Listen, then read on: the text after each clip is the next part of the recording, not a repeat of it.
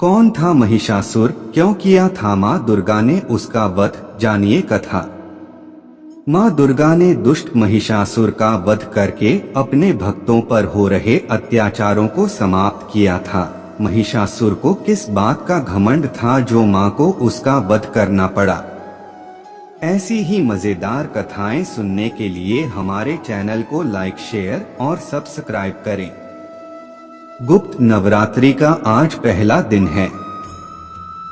नवरात्रि माँ दुर्गा के वो 9 दिन हैं जिसमें उन्होंने महिषासुर के साथ लड़ाई की थी और अंत में उसका वध किया था। माँ दुर्गा को दुष्टों को नष्ट करने और अपने भक्तों को वरदान देने के लिए जान जाता है। माँ दुर्गा ने दुष्ट महिषासुर का वध करके अपने भक्तों पर हो रहे अत्याचारों को समाप्त किया था। लेकिन हर कोई नहीं जानता है कि महिषासुर कौन था और माँ दुर्गा ने किस तरह उसका वध किया था। इसलिए आज हम आपके लिए लेकर आए हैं वो कथा जिसके कारण से महिषासुर का वध हुआ। कौन था महिषासुर?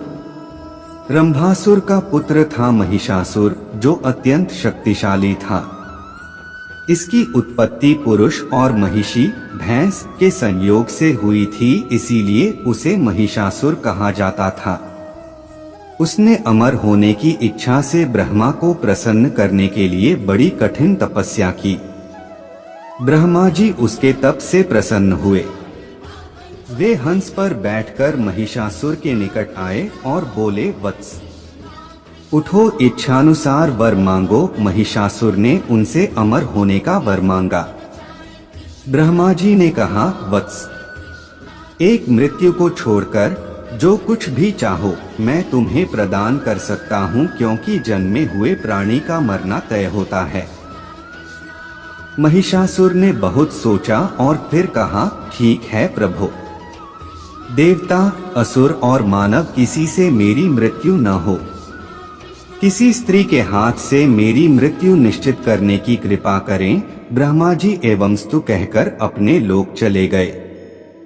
वर प्राप्त करके लौटने के बाद महिषासुर समस्त दैत्यों का राजा बन गया।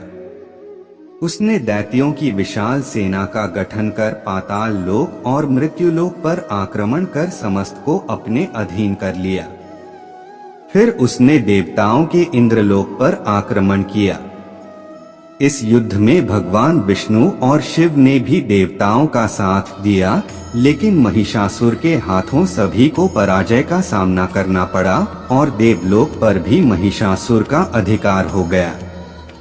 वह त्रिलोकाधिपति बन गया।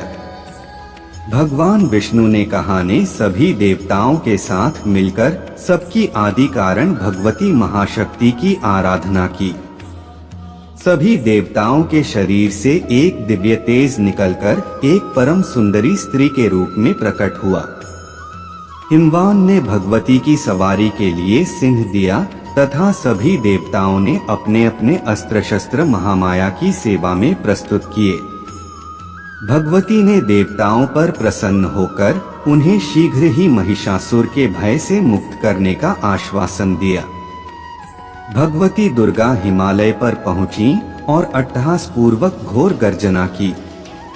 महिषासुर के असुरों के साथ उनका भयंकर युद्ध छिड़ गया।